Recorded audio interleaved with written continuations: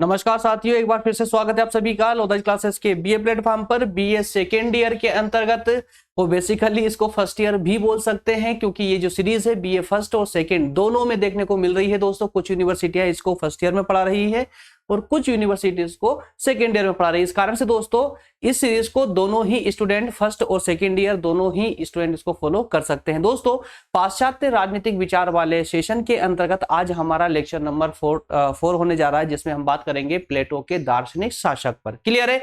इससे पहले दोस्तों हमने 3 सेशन हमने अभी तक कवर कर चुके हैं, जिसमें प्लेटो का ही चल रहा था। प्लेटो पर इसको लेकर के लास्ट में एक सेशन और आएगा दोस्तों। इसके बाद में प्लेटो वाला जो पूरा दर्शन है वो कंप्लीट हो जाएगा। इसके तुरंत बाद में फिर हमारा जो है अरस्तु वाले सेशन स्टार्ट हो जाएंगे और इसी प्रकार से 4 या 5 सेशन अरस्तु में होंगे।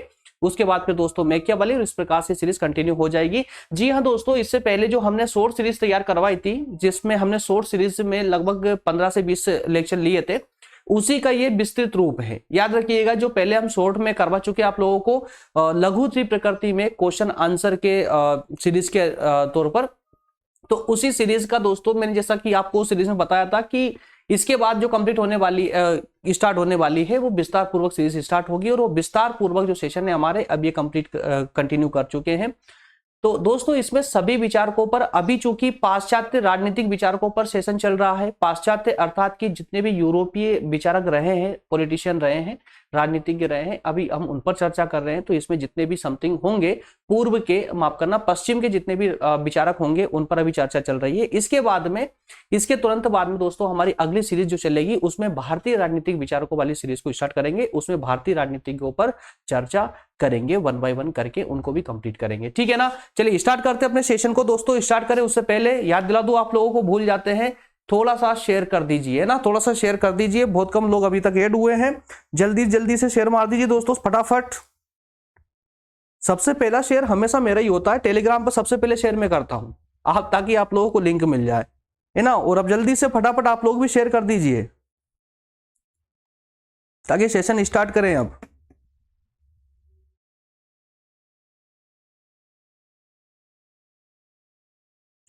ओके फ्रेंड्स, शुरू करते हैं सेशन को। बताने की आवश्यकता नहीं है, इसमें प्लेटो वाला फर्स्ट यूनिट में प्लेटो वाला चल रहा है। इसमें अभी प्लेटो के बाद में अरस्तु स्टार्ट हो जाएगा। ठीक है ना? और आज का सेशन दोस्तों थोड़ा सा एक अलग सेशन होने जा रहा है कुल मिलाकर के। इसमें सिर्फ हम दो बातें मात्र करेंगे। सबसे पहले जो है हम इसमें प्लेटो का जो आदर्श शासक है, जिस आदर्श शासक की प्लेटो ने बात की है, हम सिर्फ उस पर चर्चा करेंगे। ठीक है ना? और इसके बाद में हम उस आदर्श शासक वाली जो इन्होंने व्याख्या दी है, जो सिद्धांत दिया है, उसकी आलोचना देखेंगे। बस 2 ही पक्ष है आज के सेशन में चर्चा करने लायक। क्लियर है? चलिए देखिए दोस्तों, सेशन छोटा सा है, लेकिन याद रखिएगा एग्जाम के दृष्टिकोण से ना कोई छोटा होता है ना कोई बड़ा होता है। क्योंकि एग्जाम में जब क्वेश्चन आते हैं ना, तो वो ये नहीं देखते कि कौन सा टॉपिक छोटा था और कौन सा बड़ा है। तो इसलिए आपको सभी टॉपिकों पर फोकस करते हुए आगे बढ़ना चाहिए। क्योंकि अगर मैं भी चाहता दोस्तों तो इस टॉपिक को छोड़ सकता था, लेकिन नहीं दोस्तों, एग्जाम के साथ में कोई कंप्रोमाइज नहीं होना चाहिए। ठीक है ना? चलिए, तो सबसे पहले दोस्तों हम बात करेंगे प्लेटो के आदर्श शासक की व्याख्या। अगर आप लेक्चर नंबर 1 से ही फॉलो करते आ रहे हैं तो अब मुझे कुछ भी ज्यादा बताने की आवश्यकता नहीं पड़ेगी। और अगर आप डायरेक्टली इसी सेशन पर मूव करके आए हैं, मतलब डायरेक्टली आपने सिर्फ पहली बार ये सेशन ही देख रहे हैं इस सीरीज का, तो थोड़ी प्रॉब्लम आएगी आपको। क्योंकि प्लेटो के सारे जितने विचार थे उन सारे विचारों पर हम इससे पहले चर्चा कर चुके हैं, है ना। अब जब हमने साम्यवादी योजना तक हमने बात की है प्लेटो की साम्यवादी सिद्धांत, तो साम्यवाद में हमने लगभग उनके सारे विचारों को अच्छे से समझ लिया था, है ना। तो दोस्तों फिर से थोड़ा सा मैं बताऊंगा, जो स्टूडेंट नए हैं तो उनके लिए थोड़ा सा बताना आवश्यक है, तो मैं थोड़ा थोड़ा तो बता चाहूंगा, लेकिन मैं फिर भी आपसे एक ही रिक्वेस्ट करूंगा कि अगर आप डायरेक्ट इसी सेशन को देख रहे हैं तो सेशन कंप्लीट होने के बाद में एक बार नंबर 1 से लेकर के 3 सेशन जो अभी तक इससे पहले अपलोड हो चुके हैं उनको जरूर देख लीजिएगा, है ना। चलिए, और एक बात और मैं फिर से क्षमा चाहता हूं दोस्तों, टाइमिंग 6 बजे का है, लेकिन थोड़ा सा लेट चल रहे हैं क्लासेस में, है ना। कुछ समस्याएं रहती है दोस्तों, अकेले होने के कारण से अब सब कुछ हमें ही करना पड़ता है, सुबह से लेकर शाम तक हमको ही करना पड़ता है और हम इसी में लगे रहते हैं आप लोगों की स्टडी में ही, है ना। याद रखिएगा, कोई दूसरा काम नहीं है हमारे पास में। चलिए, प्लेटो के आदर्श शासक की व्याख्या। तो दोस्तों जैसा कि आप सभी जानते हैं, प्लेटो जो है, प्लेटो दोस्तों यूनान के एंथेस राज्य के कुलीन वर्ग में पैदा हुआ था। प्लेटो एंथेस राज्य के कुलीन वर्ग में पैदा हुए और इनके पैदा होने के तो बाद में दोस्तों उस समय ऐसा प्रतीत हो रहा था, ऐसा लग रहा था सभी को कि प्लेटो जो है एक कुलीन वर्ग में पैदा हुए हैं, तो ये संभवतः राजनीति में ही अपनी रुचि रखेंगे, अर्थात ये राजनीति में ही जाएंगे, ठीक है ना। लेकिन जब ये बड़े हुए तो जब इनको राजनीति का ज्ञान हुआ तब इन्होंने उस समय उनकी समकालीन परिस्थितियों के समय में उन्होंने राज्य में जो व्यवस्थाएं देखी, जो बुराइयां देखी, जो भ्रष्टाचार देखा, तो उससे इनके मतलब इनसे है ना ये राजनीति की वो बुराइयां देखी नहीं गई, ये कहें कि उनको वो बुराइयां अच्छी नहीं लगी और उनसे इतना बर्दाश्त नहीं हुआ कि यार राजनीति में इतनी बुराइयां कैसे हो सकती है। तो उन बुराइयों को देख करके इन्होंने राजनीति से विमुख हो गए, अर्थात राजनीति को छोड़ने का फैसला कर लिया कि इन्होंने पक्का ठान लिया कि अब मुझे राजनीति में नहीं जाना है, बल्कि जिस राजनीति में जो ये बुराइयां हैं, इन बुराइयों को मुझे जड़ से खत्म करना है। तो उन बुराइयों को खत्म करने के प्रयास में ही दोस्तों ये जीवन पर्यंत लगे रहे। तो इन्होंने आगे चल करके राज्य की बुराइयां किस प्रकार से खत्म की जा सकती है उसके लिए उन्होंने एक वैसे तो बहुत सारी किताबें लिखी थी उन्होंने, लेकिन एक जो किताब है जो सबसे ज्यादा प्रसिद्ध है, कौन सी? रिपब्लिक पुस्तक। तो रिपब्लिक पुस्तक लिखी और उसमें इन्होंने पूरा सिद्धांत दिया। इन्होंने और भी कई सिद्धांत दिए थे जिसमें एक आदर्श राज्य की स्थापना की जा सके। उस आदर्श राज्य की स्थापना के लिए इन्होंने कई सिद्धांत दिए थे। उनमें से एक प्रमुख सिद्धांत ये रहा है कि इन्होंने उस राज्य के लिए एक शासक, एक आदर्श शासक की अपेक्षा की कि राज्य में अगर राज्य के अंदर भ्रष्टाचार को समाप्त करना है, जितनी भी अव्यवस्थाएं फैली हुई है, अगर उन अव्यवस्थाओं को समाप्त करना है तो राज्य में एक आदर्श शासक की स्थापना करनी होगी। आदर्श शासक या दार्शनिक शासक की स्थापना करनी होगी या दार्शनिक शासक का निर्माण करना होगा। तो इन्होंने रिपब्लिक में कहा था कि हमारे नगर राज्यों में हमारे नगर राज्यों में, उन्होंने कहा हमारे नगर राज्यों में तब तक कष्टों का अंत नहीं होगा जब तक कि राज्य में दार्शनिक राजा ना बन जाए, है ना। तो जो राज्य में जो राजा है वो राजा जब तक दार्शनिक नहीं होगा तब तक हमारे किसी भी समस्याओं का हल संभव नहीं है, ऐसा इन्होंने रिपब्लिक में कहा, ठीक है ना। तो प्लेटो दोस्तों बेसिकली, तो अब कहानी हम आगे बढ़ते हैं। अब देखिए पूरी बात इसमें जो रिपब्लिक में लिखी गई है ना, अब सब कुछ उस पर ही आधारित है। याद रखिएगा, इस आगे की जितनी भी अब स्टोरी है वो पूरी रिपब्लिक में लिखी हुई स्टोरी है, ठीक है ना। और अब हम यहां पर एक बात और मस्तिष्क में बिठा लीजिए, हम जो अब चर्चा करने जा रहे हैं वो सिर्फ और सिर्फ आदर्श शासक अर्थात दार्शनिक शासक की बात करने जा रहे हैं, ठीक है ना।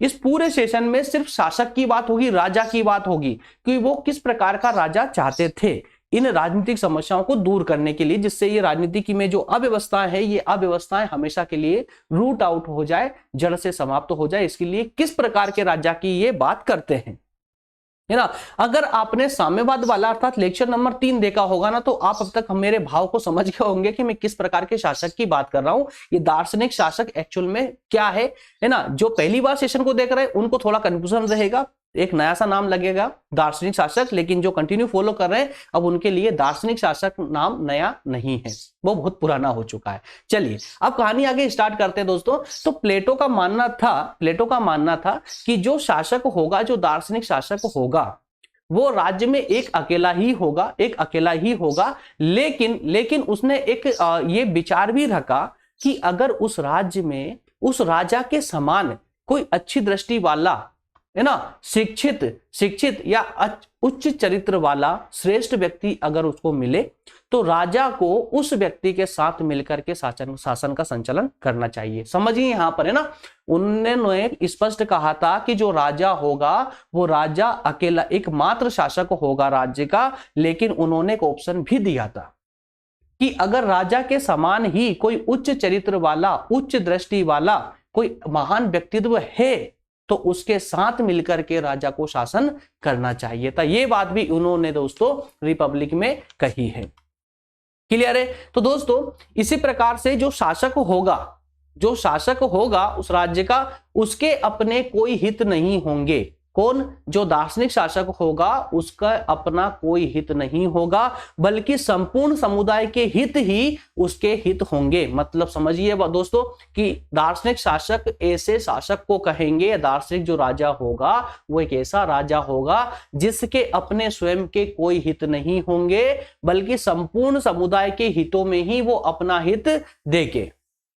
अर्थात उसमें एक श्रेष्ठ आत्मा के सारे गुण होना चाहिए, उस दार्शनिक राजा में श्रेष्ठ आत्मा के सारे गुण होना चाहिए। इसलिए प्लेटो का मानना था, क्या मानना था दोस्तों, प्लेटो का मानना था कि दार्शनिक राजा के शासन में कानून की कोई आवश्यकता ही नहीं है। क्या कहा उन्होंने कि दार्शनिक राजा अगर हमने कुर्सी पर बिठा दिया, सिंहासन पर बिठा दिया, तो ऐसे राज्य में किसी कानून की आवश्यकता नहीं है। क्यों? क्योंकि उन्होंने इसका जवाब देते हुए कहा, क्योंकि जहां राजा सद्गुणी होगा वहां कानून की आवश्यकता नहीं होगी। जहां राजा सद्गुणी होगा वहां कानून की आवश्यकता नहीं होगी, और जहां राजा भ्रष्ट होगा अर्थात सद्गुणी नहीं होगा वहां कानून निरर्थक है, कानून कार्य ही नहीं करेंगे। समझिएगा इस बात को ना, बहुत बड़ी बात बोल दी इन्होंने 2 लाइन में ही, कि जहां राजा श्रेष्ठ होगा वहां कानून की आवश्यकता नहीं, और जहां राजा श्रेष्ठ ना होकर भ्रष्ट होगा वहां पर कानून किसी काम का नहीं होगा, काम ही नहीं कर पाएगा। ठीक है ना, इसलिए उन्होंने एक लाइन में कह दिया कि दार्शनिक शासन में कानून की आवश्यकता नहीं है। क्लियर है यहां तक का? तो दोस्तों दार्शनिक शासकों को शासन करने की वैसे तो पूरी स्वतंत्रता होगी, मतलब निरंकुश होंगे, एक तरह से कहा जाए तो निरंकुश होंगे, है ना, क्योंकि जो दार्शनिक शासक होगा एकमात्र शासक होगा, और सारी शक्तियां, राज्य की सारी शक्तियां उस ही दार्शनिक राजा के हाथों में होगी। तो इसका मतलब क्या हुआ कि वो पूर्णतः शक्तिशाली है, पूर्णतः मतलब शासन की पूर्ण शक्तियां उसके हाथ में है, अर्थात वो निरंकुश भी हो सकता है। ठीक है ना, लेकिन फिर भी प्लेटो ने एक इंतजाम और भी करा हुआ था। उन्होंने कहा कि ये ठीक है कि वो निरंकुश हो सकता है, निरंकुश हो सकता है, कानून, परंपरा या किसी जनमत के अधीन शासक नहीं होगा, किसी के भरोसे नहीं होगा, मतलब किसी पर डिपेंड नहीं होगा, ना कानून पर डिपेंड होगा, ना किसी परंपरा पर डिपेंड होगा, जैसे कि ब्रिटेन की संसद परंपरा के अनुसार भी चलती है ना, और ना ही किसी जनमत के फैसले पर डिपेंड होगा, बल्कि वो स्वतंत्र होगा और अपनी पूर्ण शक्तियों का पूर्ण इस्तेमाल कर पाएगा, लेकिन उसे संविधान के कुछ उपबंधों के अधीन रहना पड़ेगा। उन्होंने व्यवस्था कर रखी थी। वैसे तो स्वतंत्र है, सारी शक्तियों का इस्तेमाल वो खुद ही करेगा, लेकिन संविधान के जो मुख्य प्रावधान है उनके अंदर उसको रहना चाहिए। और इस प्रकार के उसने 4 नियम बताए जिनके पालन प्रत्येक दार्शनिक राजा को करने ही चाहिए। 4 नियम, कौन कौन से नियम थे दोस्तों? पहला नियम था कि जो जिस राज्य का वो राजा है उस राज्य में आर्थिक समानता बनी रहे, या कहें कि आर्थिक असमानता इस कदर ना हो, मतलब अधिकतम रूप में ना हो, जिससे कि बुराइयां अधिकतम रूप से अपना विकृत रूप धारण करके और पूरे समाज को ही खोखला कर दे, पूरे समाज को जो है भ्रष्ट कर दे, भ्रष्टाचार पूरे समाज में फैल जाए। तो इस भ्रष्टाचार को अगर समाप्त करना है तो राजा का प्रथम नियम होगा कि उसके राज्य में आर्थिक जो असमानता है उसको धीरे धीरे खत्म किया जाए, मतलब आर्थिक समानता लाने का प्रयास किया जाए। ठीक है ना, तो धन और संपत्ति की असमानता बहुत अधिक ना हो, क्योंकि इसी से जो है क्रूरता या कहे कि भ्रष्टाचार समाज में पनपना प्रारंभ होता है, कई सारी बुराइयां उत्पन्न होने लगती है समाज में। पहला नियम। दूसरा नियम था, प्लेटो ने दूसरा नियम दिया शासक के लिए, वो दूसरा नियम था दोस्तों कि दार्शनिक राजा के शासन में उसके जो प्रशासन की जो सीमा है, अर्थात कि उसका जो आकार है प्रशासन का, भौगोलिक रूप से जो आकार है उस आकार को बिना मतलब के किसी को छेड़कर बढ़ाया ना जाए, जितना है उतना रखा जाए और व्यवस्थित रूप से रखा जाए, मतलब इतना ही आकार बना के रखा जाना चाहिए जिससे कि उस पूरे राष्ट्र की एकता और आत्मनिर्भरता बनी रहे। ठीक है ना, इतना ज्यादा आकार बढ़ाने की भी आवश्यकता नहीं है कि वो आकार के कारण वो राज्य असंतुलित हो जाए या किसी पर निर्भर होने लगे। तो एक दार्शनिक शासक का जो राज्य होगा, जो प्रशासन होगा, वो पूरी तरह से आत्मनिर्भर होना चाहिए और उसमें जो है एकता, सभी जनता में पूरी तरह से एकता बनी होनी चाहिए। जनता और प्रशासन दोनों में एकता होनी आवश्यक है। दूसरी शर्त, मतलब इन सब बातों का ध्यान रखे कौन? दार्शनिक शासक। अगली थी दोस्तों, न्याय की उचित व्यवस्था होनी चाहिए। न्याय की उचित व्यवस्था होनी चाहिए। न्याय की अगर उचित व्यवस्था होगी तो समाज का प्रत्येक व्यक्ति अपने कर्तव्यों का पालन करते हुए अपने अधिकारों का उपभोग भी कर पाएगा और अपने व्यक्तित्व का विकास भी कर पाएगा। ठीक है ना। और नेक्स्ट एंड लास्ट थी कि शासन के द्वारा राज्य की शिक्षा व्यवस्था में कोई छेड़खानी नहीं होना चाहिए। शासन व्यवस्था के द्वारा जो शिक्षा व्यवस्था है उसमें कोई छेड़खानी नहीं होना चाहिए। ठीक है ना, 4 बताई थी। ठीक है, और शासक दोस्तों ये जो 5वां पॉइंट दिख रहा है ना, ये इसी का पार्ट है ना, ये इसी का पार्ट है, चौथे का ही।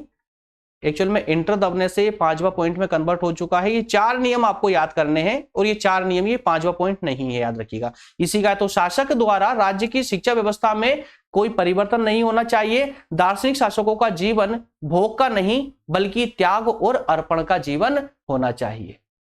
क्लियर है यहां तक का। तो ये 4 जो नियम बताए हैं, इन 4 नियमों को अच्छे से याद कर लीजिएगा दोस्तों। वैसे तो मैंने जो की पॉइंट है वहां पर हाईलाइट किया आप लोगों के लिए, जैसे कि देखिए आर्थिक समानता, अर्थात कि आर्थिक असमानता नहीं होना चाहिए, ज्यादा राज्य में आर्थिक समानता लाने का प्रयास किया जाना चाहिए। दूसरा है राज्य का आकार इतना अधिक नहीं होना चाहिए जिससे कि वो असंतुलित हो जाए। तीसरा है न्याय की उचित व्यवस्था होनी चाहिए राज्य में, जिससे प्रत्येक व्यक्ति अपने कर्तव्यों का पालन कर सके। चौथा है शिक्षा व्यवस्था में राज्य के द्वारा कोई छेड़खानी नहीं होना चाहिए। That's all. ठीक है ना। तो ये 4 नियम प्लेटो ने स्पेशली बताए थे अपने दार्शनिक शासक के लिए, जिनको प्रत्येक शासक उनको फॉलो करेगा या करना चाहिए। क्लियर है। चलिए दोस्तों, तो इसके आगे 1 मिनट दोस्तों, थोड़ी सी यहाँ पर ना मिसप्रिंट हुई है, इस पर थोड़ा देखते चलिए। नहीं तो क्योंकि देखिए मैं इसलिए बता रहा हूं आप लोगों को, मैंने यहाँ पर आपको 4 नियम बताए हैं, 4 नियम, और ये 4 नियम ही है, ये नंबर जो है एक्स्ट्रा डल चुके हैं, ये 5 और 6 नंबर एक्चुअल में नहीं है, याद रखिएगा। ये 4 सिद्धांत है, ये 4 नियम है। ठीक है ना, ये यहां तक, ये 4 नियम, इसको यहां तक कर लीजिएगा, और ये पूरा एक अलग से व्याख्या इसकी अलग से हो रही है जो कि निष्कर्ष रूप में आ जाएगी। क्लियर है, निष्कर्ष के रूप में जाएगी। ठीक है ना। तो हालांकि शासकों को राजनीतिक शक्ति प्राप्त होती है, किंतु उनके अपने व्यक्तिगत हित या कहे कि संपत्ति, परिवार, ये सब नहीं होता है।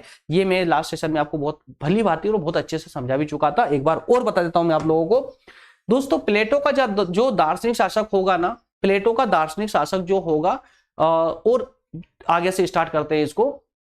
प्लेटो का राज्य, प्लेटो ने जिस प्रकार के राज्य की कल्पना की थी, उस पूरे राज्य को इन्होंने 3 वर्गों में बांटा था। 3 कौन कौन से वर्ग थे दोस्तों? एक था शासक वर्ग, दूसरा सैनिक वर्ग, और तीसरा था इसमें उत्पादक वर्ग।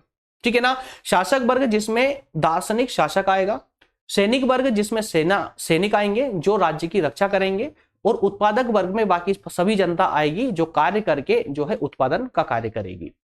ठीक है। तो इन्होंने शासक वर्ग, जो सबसे प्रथम वर्ग की बात कर रहे हैं, उस शासक वर्ग की बात कही है। तो इन्होंने एक ऐसी व्यवस्था की थी जो हमने साम्यवाद में समझा था कि शासक और सैनिक, इन दोनों वर्गों को उठाया, और उन्होंने कहा, किसने? प्लेटो ने, कि शासक और सैनिक वर्ग के पास में जो है संपत्ति का कोई अधिकार नहीं होगा। इसको, शासक और सैनिक वर्ग को संपत्ति का अधिकार नहीं होगा, अर्थात संपत्ति का अधिकार किसके पास होगा? उत्पादक वर्ग के पास में, है ना। उस शासक और सैनिक वर्ग के पास में सिर्फ और सिर्फ शासन संचालन के लिए राजनीतिक अधिकार होंगे। क्लियर है। तो शासक वर्ग आर्थिक संपत्ति के लिए उत्पादक वर्ग के कार्यों में हस्तक्षेप नहीं करेगा, और उत्पादक वर्ग राजनीति को हासिल करने के लिए राजनीतिक कार्यों में हस्तक्षेप नहीं करेगा। ये दोनों सेपरेट अपना अपना कार्य करेंगे। अब कहानी इससे आगे बढ़ती है, तो जो उत्पादक बात करना, जो शासक वर्ग था, तो शासक वर्ग के लिए इन्होंने स्पेशल व्यवस्था की। ये क्या व्यवस्था की? एक तो इनके पास में कोई संपत्ति नहीं होगी, यहां तक कि इनका खुद का कोई घर तक नहीं होगा, साथ ही साथ में इनका कोई परिवार नहीं होगा, यहां तक कि ये स्थायी विवाह भी नहीं कर सकते।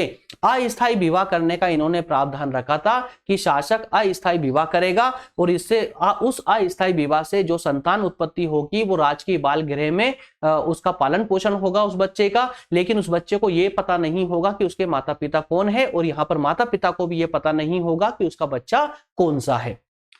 तो इस प्रकार से प्लेटो ने अपने आदर्श शासक को या दार्शनिक शासक को संपत्ति और परिवार, इन दोनों से पूरी तरह अलग रखा, ताकि सांसारिक मोह माया से इनका दार्शनिक शासक बचा रहे। इस प्रकार की व्यवस्था इन्होंने दार्शनिक शासक के लिए की थी।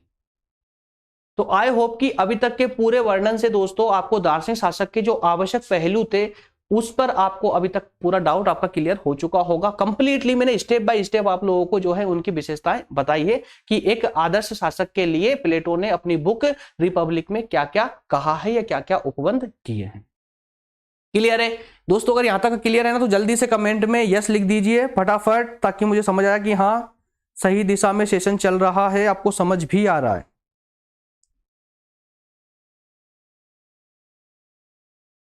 ज्यादा कमेंटों का रिप्लाई करना यार, फिर थोड़ा क्या ना डिस्टर्बेंस हो जाता है, इधर भटकना सा हो जाता है। वैसे तो आपके कमेंट का रिप्लाई आ रहा ना बीच बीच में, ठीक है ना? मैसेज के द्वारा सबके कमेंट का रिप्लाई आएगा, डोंट वरी। हाँ सब करवा देंगे, ठीक है ना? सबका होगा।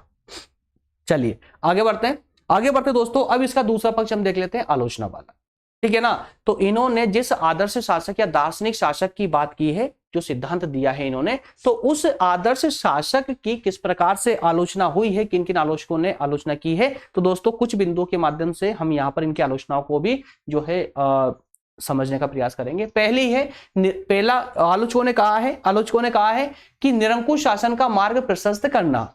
इन्होंने कहा है कि इस प्रकार की व्यवस्था करके प्लेटो ने एक निरंकुश शासन का मार्ग खोल दिया है ना, कि अब निरंकुश शासन की स्थापना होगी। दूसरी बात, नागरिकों की स्वतंत्रता समाप्त कर दी। तीसरा बोला इन्होंने कि जो लोकतंत्र होता है, प्रतिनिध्यात्मक लोकतंत्र होता है, उसका विरोध करता है प्लेटो का यह सिद्धांत। साथ ही साथ में अगला 4 नंबर में, दार्शनिक वर्ग का शासन असंतुलित और अहितकर होता है, कि जिस प्रकार के दार्शनिक वर्ग के शासन की बात प्लेटो करते हैं वो असंतुलित होगा। पांचवा है दोस्तों, प्लेटो की स्वयं की महत्वाकांक्षा का प्रतिबिंब है। क्या मतलब इसका, चलिए अंदर चल के समझते हैं एक एक करके दोस्तों, पूरा विस्तार से और व्यवहारिक रूप से समझने का प्रयास करें। व्यवहारिक रूप से समझना है दोस्तों, है ना? कोई लोड नहीं लेना है माइंड पे, ठीक है ना?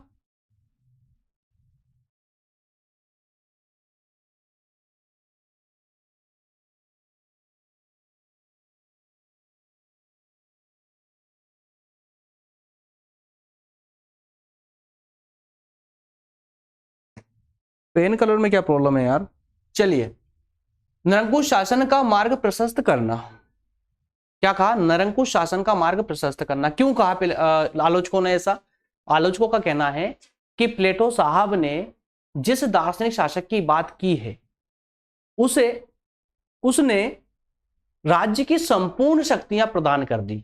मतलब एक ही व्यक्ति के हाथों में संपूर्ण शक्तियां सौंप दी, और साथ साथ यह भी कह दिया कि वो किसी के अंदर नहीं आएगा, मतलब किसी के कंट्रोल में नहीं रहेगा, ना ही वो जनमत के कंट्रोल में रहेगा, ना मतलब किसी भी प्रकार से किसी के कंट्रोल में नहीं रहेगा। वो अपनी शक्तियों का इस्तेमाल किसी भी प्रकार कर सकता है। तो इसका मतलब क्या हुआ कि उसने उस दार्शनिक शासक को जो है निरंकुश बना दिया। क्या बना दिया दोस्तों? निरंकुश बना दिया।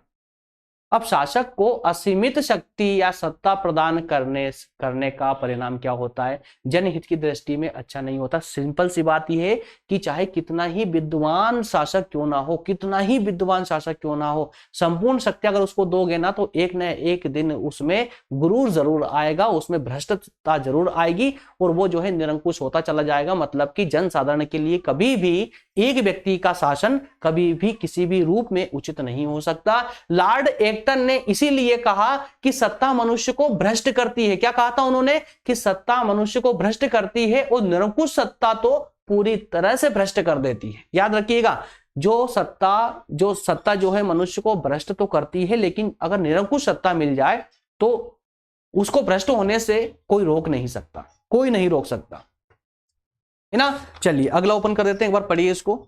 नागरिकों की स्वतंत्रता और स्वविवेक का अंत। दोस्तों एक बार ध्यान दीजिए, पढ़िए इसको।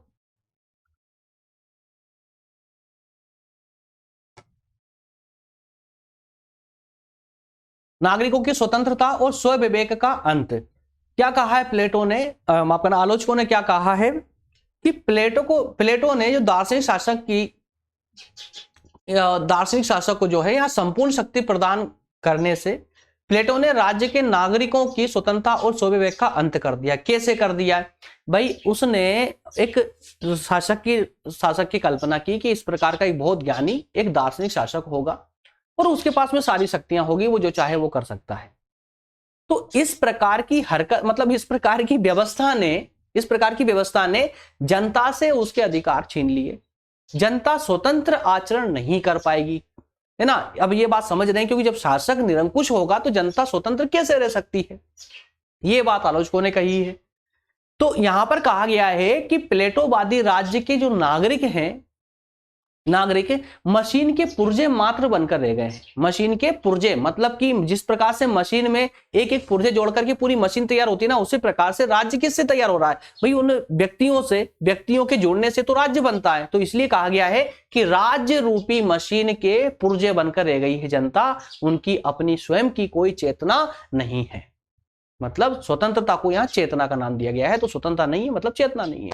सिंपल है, क्लियर है ना। चलिए आगे बढ़ते, अगर क्लियर है तो नेक्स्ट है हमारा प्रतिनिध्यात्मक शासन का विरोध। तो यहां पर एक आलोचना प्लेटो की इसलिए भी की जाती है, यहां कहा जाता है कि प्लेटो ने दार्शनिक शासक को संपूर्ण शक्तियां प्रदान करके और लोकतंत्रात्मक शासन व्यवस्था का विरोध किया है। प्रत्यक्ष लोकतंत्र ही नहीं बल्कि प्रतिनिध्यात्मक लोकतंत्र का भी इसने विरोध किया है। जबकि और कहा, प्लेटो ने कहा भी था कि लोकतंत्र मतलब कि उनका जो राजतंत्र था वो राजतंत्र सबसे सर्वश्रेष्ठ होगा। लेकिन वर्तमान में दोस्तों देखा जाए तो अधिकतम देशों के द्वारा जो है सफल लोकतंत्र का संचालन किया जा रहा है। वर्तमान परिप्रेक्ष्य को देखा जाए तो लोकतंत्रात्मक जो शासन व्यवस्था है वही श्रेष्ठ शासन व्यवस्था कहलाती है, और परिणाम भी देख रहे हैं। और वर्तमान में सबसे ज्यादा पसंद इसी को किया जा रहा है, किसको, लोकतंत्रात्मक शासन व्यवस्था को। तो इसलिए भी यहां पर इनकी आलोचना की गई थी, है ना, क्योंकि प्लेटो ने लोकतंत्र का पूरी तरह से विरोध किया था।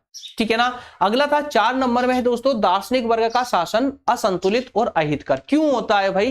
प्लेटो के दार्शनिक शासक का अपने कर्तव्यों का उचित संपादन करेंगे, इसमें इसकी कोई गारंटी है क्या, कि जिस प्रकार के दार्शनिक शासक की ये स्थापना करना चाहते हैं और जिस प्रकार का उसको कर्तव्य दिए जा रहे हैं, कार्य दिए जा रहे हैं, क्या वो कार्यों का संपादन उसी प्रकार से, उसी उचित तरीके से करेगा, कोई गारंटी नहीं है। क्यों नहीं है, कि क्योंकि अधिकतम ज्ञान भी इंसान को है ना पागल बना देता है। मतलब अत्यधिक दार्शनिकता जो होती है वो इंसान को, उसको सनकीपन उसमें उत्पन्न कर देती है, सनकीपन उत्पन्न कर देती है। और दूसरा परिणाम ये तो है ही कि व्यक्ति का शासन निश्चित रूप से अन्यायपूर्ण और असंतुलित ही होगा। ये तय है कि जो व्यक्ति का शासन मतलब क्या, एक व्यक्ति का शासन मतलब राजतंत्रात्मक, है ना। राजतंत्र शासन व्यवस्था हमेशा निरंकुशता रहती है। राजतंत्रात्मक शासन व्यवस्था में निरंकुशता होती ही होती है। इसलिए यहां पर कहा गया आलोचकों के द्वारा कि व्यक्ति का शासन निश्चित रूप से अन्यायपूर्ण और असंतुलित ही होगा। क्लियर है। चलिए आगे बढ़ते हैं। क्लियर है तो दोस्तों यहां पर जोबेट ने एक परिभाषा देते हुए कहा है, मतलब इसी आलोचना को कोट करते हुए कहा है कि दार्शनिक राजा या तो भविष्य की ओर देखने वाला होता है या फिर अपने अतीत की ओर, वर्तमान की वास्तविकताओं से उसे कोई मतलब ही नहीं है। यह बात जोबेट ने कही थी, ठीक है ना।